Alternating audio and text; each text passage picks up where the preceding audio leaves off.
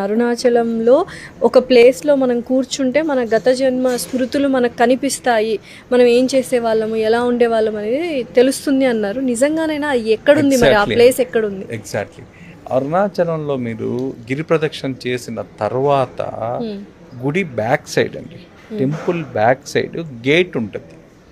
ఆ గేట్ దగ్గర నుంచి రమణాశ్రమం వరకు పాయింట్ అండి అది. గేట్ బ్యాక్ సైడ్ గుడి వెనక ఉన్న తలుపు మార్గం నుంచి గేట్ నుంచి రమణాశ్రమం వరకు ఉన్న ఎనర్జీ పాయింట్లో మీకు ఎక్కువ మంది వీళ్ళు తపస్సులు చేస్తూ ఉంటారు.